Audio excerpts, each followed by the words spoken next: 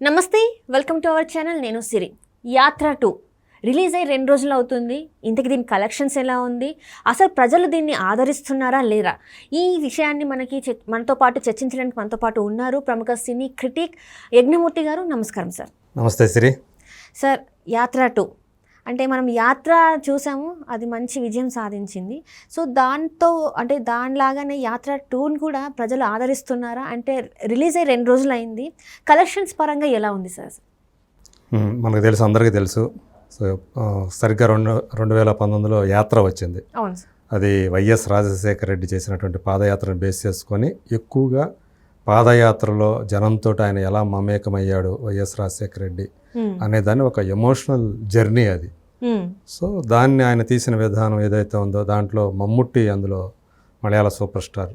So ఆయన ఆ పాత్రలో జీవించిన విధానం అవన్నీ కొంతమేర జనాన్ని ఆకట్టుకున్నాయి. దాని తగ్గట్టే ఆ సినిమాకి ఏదైతే బడ్జెట్ పెట్టారో దానికి మించి కలెక్షన్స్ తీసుకొచ్చింది అది. సో వేరేజ్ ఇప్పుడు 5 ఏళ్ళు అయిపోయింది. ఈ 5 ఏళ్లలో టికెట్ ధరలు కూడా ఎంతో కొంత పెరిగాయి 2 తెలుగు రాష్ట్రాల్లో.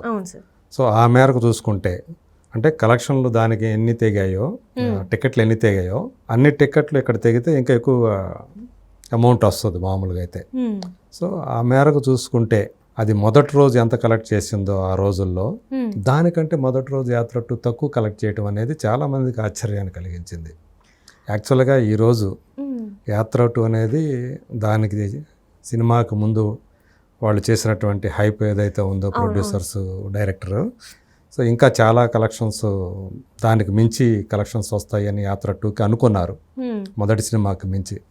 బట్ చాలా ఆశ్చర్యాన్ని కలిగించింది ఏంటంటే తెలుగు రాష్ట్రాల్లో చూసుకుంటే కనీసం 2 కోట్లు కూడా దీనికి షేర్ రాలే.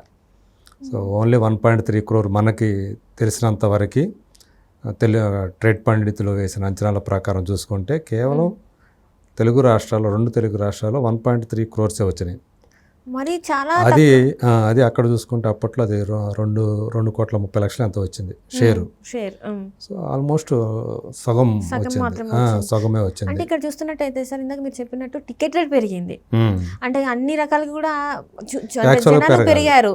అన్ని రకాలుగా చూసినా కూడా అంటే మరి కలెక్షన్స్ ఎక్కువ రావాలి కానీ చాలా తక్కువ వచ్చేసి దాన్ని బట్టి జనం ఈ సినిమాని అంటే ఎలా చూశారు, వాళ్ళ స్పందన ఎలా ఉంది ఈ సినిమాకి అనేది మనం అంచనా వేసుకోవచ్చు. అంటే 2వ రోజుకి వచ్చేటప్పటికి నిన్న అంటే ఇది 8వ తేదీ రిలీజ్ అయింది. 8వ తేదీ ఓవరాల్గా మొత్తంగా చూసుకుంటే 2 కోట్ల లోపలే, అంటే వరల్డ్ వైడ్గా. సో మనకు అది ఫస్ట్ మూవీ వచ్చి ఆల్మోస్ట్ 3 crores కలెక్ట్ చేసింది. ఇది 1.2 మాత్రమే. ఇది అంటే 2 కూడా చేయలేదు, వరల్డ్ వైడ్గా చెప్తాను నేను. సో తెలుగు రాష్ట్రాల్లో అయితే 1.3 crore షేరే, మొత్తంగా చూసుకున్నా కానీ 2 కోట్లు షేర్ రాల వరల్డ్ వైడ్గా. సో అంతగా జనాలు దానికి స్పందించట్లేదు, వాళ్ళు దానికోసం అంతగా యాంటిసిపేటెడ్గా ఏగరగా పెద్దగా వెయిట్ చేయలేదు అని మనం అర్థం చేసుకోవాలి. నిజానికి మొదటి రోజు రిలీజ్ అయినప్పుడు టాక్ బాగా వస్తే మ్యాట్ నుంచో ఫస్ట్ షో నుంచో పెరగాలి, బట్ అలా పెరగల. 2వ రోజుకి ఇంకా ఎక్కువ, అంటే మోతుటాకు బాగుంటే 2వ రోజు ఇంకా జనం రావాలా.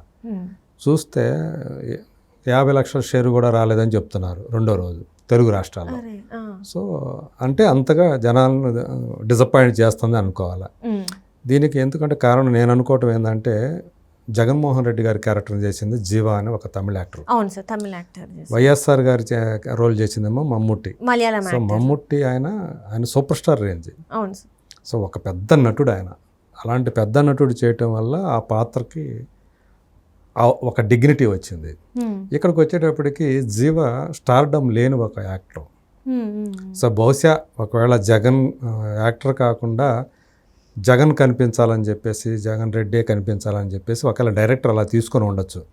కాస్త పోలికలు కూడా దానికి దగ్గరగా ఉంటాయని చెప్పి అనుకోవచ్చు. బట్ నాకు పోలికల్లో కూడా, ఎందుకంటే మీరు చూస్తే జగన్మోహన్ రెడ్డి గారిది ఆయన కోలముఖం, జీవాది వచ్చేటప్పటికి కొంచెం రౌండెడ్ ఫేస్, కాస్త దగ్గరగా, అంత కోలముఖం కాదు. సో కాకపోతే ఆ జగన్మోహన్ రెడ్డి గారి బాడీ లాంగ్వేజ్ని మాత్రం ఎంతో కొంత తను అడాప్ట్ చేసుకోగలిగాడు జీవా. కానీ సినిమాని ఇక్కడ జనం సినిమాకి రావాలంటే జీవా కంటే కూడా జగన్మోహన్ రెడ్డి గారి యొక్క ఆ కరిష్మా ఉంటే కనుక అది తీసుకురావాలి. ఓకే. ఎందుకు తీసుకురావట్లేదు దీనికి? సో దానికి ఫ్యాక్టర్ వచ్చేసి స్టార్ ఫ్యాక్టర్ ఏదైతే ఉందో, అల్టిమేట్ సెల్లింగ్ పాయింట్ ఏదైతే ఉందో అది జగన్మోహన్ రెడ్డి గారి పాదయాత్ర. అవును.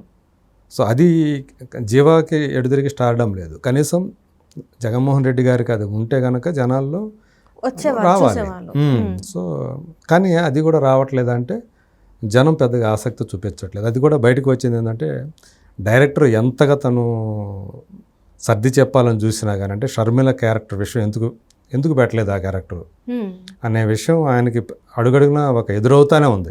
ఈవెన్ ఆయన చెప్తున్నా కూడా అంటే జనం సమాధానం పడట్లేదు, అంటే కన్విన్స్ చేయలేకపోతున్నారు. అంటే ఇప్పుడు అది నిజాన్ని కప్పిపుచ్చే ప్రయత్నం చేసినట్టు అనిపిస్తుంది సార్. జనాల మనసులో ఆ థాట్ అయితే వచ్చేసింది. ఎందుకంటే ఇది పొలిటికల్ రాజకీయాలే ఉన్నాయి ఈ సినిమా తీయటంలో అనేది జనంలోకి వచ్చేసింది. వేరాజు కూతురు స్థానంలో అంటే వైఎస్ విజయమ్మ రాజశేఖర రెడ్డి గారు చనిపోయినప్పుడు కానివ్వండి, అలాగే జగన్మోహన్ రెడ్డి గారు పాదయాత్ర చేసే టైంలో ఆయన జైలుకి వెళ్ళటం మనకు తెలుసు, సిబిఐ అరెస్ట్ చేయటం. ఆ తర్వాత ఆయన ప్లేస్లో షర్మిల గారు చేశారు పాదయాత్ర. సో నేను జగనన్న వదిలిన బాణాన్ని అని చెప్పేసి అప్పుడు ఆమె 3000 పైన కిలోమీటర్ల పైన పాదయాత్ర చేశారు. ఆమె అంత కష్టం ఉంది. అంటే పాదయాత్రతోటి జగన్మోహన్ రెడ్డి గారు చేసినటువంటి యాత్రతోటి షర్మిల గారికి కూడా ఒక లింక్ ఉంది. సో దాన్ని కంప్లీట్గా ఈయన తెంచేశాడు. తల్లితో వైఎస్ విజయమ్మ ఆమెని ఓదార్చింది కానీ, ఆమె పక్కన ఉండి ఆమెకి ధైర్యం చెప్తూ వచ్చింది కానీ, ఆమెకు అండగా ఒక తోడుగా ఉంది కానీ ఆ టైంలో షర్మిల. దాన్ని కంప్లీట్గా ఆ వాస్తవాన్ని పక్కన పెట్టేసి మీరు ఆ ప్లేస్లోకి వైఎస్ భారతి గారిని తీసుకొచ్చి అత్తకి తోడుగా ఆమె ఉందని చెప్పి చూపించడం అనేది ప్రజలకి నచ్చలేదు అసలు. సో ఇది ఒక తప్పుగా తీశారు ఈయన డైరెక్టర్ అనే ఒక అభిప్రాయాన్ని అది జనంలో కలిగించింది. అందువల్ల కూడా ఆ సినిమా మీద అంత పాజిటివిటీ అనేది సినిమా రిలీజ్ అయిన తర్వాత కూడా రాలేదు. యాత్ర చూస్తే జగన్మోహన్ రెడ్డి గారికి పొలిటికల్ లైఫ్ని పెంచింది, ముఖ్యమంత్రిని అంటే అవును, తండ్రి గారి యొక్క ఏదైతే ఉందో ఆ సానుభూతి. సో కరెక్ట్గా ఆ టైంకి రాజశేఖర రెడ్డి గారిని చూపించి, ఆయన కథను చూపించి, సో ఆ సానుభూతి ప్రజల్లో వచ్చేటట్లు చేసి ఒక ఓట్లు వేయించడంలో కొంత కీలక పాత్ర ఆ సినిమా పోషించిందని చెప్పాలి కొంత మేరకైనా. కానీ యాత్ర 2 విషయానికి వస్తే సార్, ఇక్కడ తనకి ఇంకా ఆల్రెడీ కొంచెం నెగిటివిటీ ఉన్నట్టు మనకి కనిపిస్తుంది. కానీ ఈ సినిమా ద్వారా ఇంకొంచెం నెగిటివిటీ గెయిన్ చేసుకున్నట్టు అనిపిస్తుంది. అంటే కలెక్షన్స్ పరంగా చూసుకున్న ప్రజల్లో ఆదరణ కూడా అంతగా లభించట్లేదు. ఇంకొకటి ఏంటంటే ఏదైతే షర్మిల గారి క్యారెక్టర్ ఉందో ఆ క్యారెక్టర్ని మొత్తానికే తీసేయడం ద్వారా ఏదో మభ్య పెడుతున్నారు జనాలని అన్న ఒక ఇదిలో జనాలు పడిపోయారు. ఇందులో నిజాలు చూపెట్టకుండా వీళ్ళ స్వలాభం కోసమే తీసినట్టుంది, వీళ్ళ రాజకీయ దానికోసమే తీసినట్టుందని అనిపిస్తుంది. ఇందులో వాస్తవం ఉందంటారా సార్? అదే ఆయన ఏం చెప్తున్నాడు డైరెక్టర్ మహేవి రాఘవ్, నేను ఏదైతే ఒక పాయింట్ అనుకున్నాను మెయిన్ పాయింట్ని, దానికి దాన్ని ఆ పాయింట్ని ఎలివేట్ చేయడానికి నేను అనుకున్న కథకి ఏ పాత్రలు అవసరమో ఆ పాత్రలు మాత్రమే నేను తీసుకొని చేశాను. అందువల్ల షర్మిలే కాదు ఇంకా చాలా పాత్రలను కూడా నేను పెట్టలేదు అని చెప్తున్నాడు. మిగతా పాత్రల సంగతి ఏమో కానీ వాళ్ళ ఇంట్లో అతి ప్రధానమైనటువంటి కీలకమైన ఆ టైంలో కీలకంగా వ్యవహరించినటువంటి షర్మిల గారు లేకుండా రాజశేఖర రెడ్డి గారికి ఒక్కడే కొడుకు అన్నట్లు మీరు చూపించడం అనేది సినిమా మొత్తం కూడా ఇంట్లో ఉండేది కొడుకు, కోడలు, భార్య అన్నట్టే చూపిస్తున్నారు. అది జీర్ణించుకోలేని విషయం కదా. మీరు దాన్ని ఎలా మీరు కన్విన్స్ చేయడానికి ఎంత ప్రయత్నం చేసినా జనం కన్విన్స్ అవడానికి అవకాశమే లేదు అది.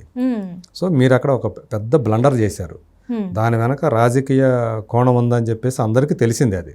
ఎందుకంటే షర్మిల గారు తర్వాత కాలంలో అన్నను విభేదించి ఆమె తెలంగాణకు వచ్చి ఆమె సొంతంగా ఒక పార్టీని పెట్టి, సో మళ్ళీ దాన్ని కాంగ్రెస్ పార్టీలో మెర్చేసి ఈరోజు ఆమె ఆంధ్రప్రదేశ్ పిసిసి ప్రెసిడెంట్గా ఉన్నారు. సో అంటే అన్నకు వ్యతిరేక కూటమిలో ఉన్నారు ఆమె. సో మిగతా అంటే వ్యతిరేక కూటమి అంటే మిగతా అందరూ కలిసి కాదు, బట్ వ్యతిరేకంగా ఉన్నారు. అందుకని తను వచ్చేసి ఆంధ్రాలో ఒక ముఖ్యమంత్రి హోదాలో ఉంటే తనేమో కాంగ్రెస్ పార్టీ ప్రెసిడెంట్ గా ఉండి, ఇంకొకటి ఏంటంటే తన మీద విమర్శలు చేసేసరికి ఈ సినిమాకి బాగా నెగిటివిటీ అయితే వచ్చేసింది. ఇది జగన్ కెరియర్ కి కూడా కొంచెం మైనస్ అయ్యే ఛాన్సెస్ కనిపిస్తుంది. మీరు అన్నట్టు ఇది పాజిటివిటీ పెంచడానికి బదులు ఇంకా నెగిటివిటీని పెంచేటట్లుగానే ఈ సినిమా ఉందని చెప్పాలి. అంటే ఓవరాల్గా మనం యాత్ర బడ్జెట్ చూసుకుంటే, ఆ యాత్ర సినిమా బడ్జెట్ని చూసుకుంటే, యాత్ర 2 బడ్జెట్ని చూసుకుంటే సార్, అంటే ఏంటి అంటే అప్పటికి ఇప్పటికి చాలా తేడా జరిగి ఉంటుంది సార్. అవును, యాత్ర 2 బడ్జెట్ అంటే ఎంత ఉండే సార్? దాదాపు 4 రెట్లు ఎక్కువ అని చెప్పేసి చెప్తున్నారు. ఆల్మోస్ట్ 50 కోట్లు పెట్టారని చెప్తున్నారు యాత్ర 2కి. అబ్బా. అక్కడ యాత్రకేమో 12 కోట్లే అప్పట్లో చెప్పుకున్న దాని ప్రకారం చూస్తే. ఈరోజు ఆల్మోస్ట్ 50 కోట్లు అయింది అంటున్నారు. అందులో కూడా మమ్ముట్టి అలాగే జీవ వీళ్ళకి రెమ్యూనరేషన్స్ ఎక్కువగా ఇవ్వాల్సి వచ్చిందని చెప్పి చెప్తున్నారు. బట్ సరే, వీళ్ళు ఇప్పుడు అమ్మింది కాదు, వాళ్ళే ఓన్ రిలీజ్ కాబట్టి సో వాళ్ళేమనుకున్నారంటే ఇక ఇది డబ్బుల కోసం తీసిన సినిమా కాదు, ఓట్ల కోసం తీసిన సినిమా అనే దాంట్లో వాళ్ళు ఉన్నారు. సో ఏ కొంచెం ఓట్లు తీసుకొచ్చినా ఆ మేరకు ఓకే ఫలితం వచ్చినట్లే అని చెప్పి వాళ్ళు భావించి ఉండొచ్చు. బట్ దానికి రివర్స్ ఫలితం వస్తుందని చెప్పేసి ప్రస్తుతం ఉన్నటువంటి ట్రెండ్ని బట్టి మనకు అర్థం చేసుకోవాలి.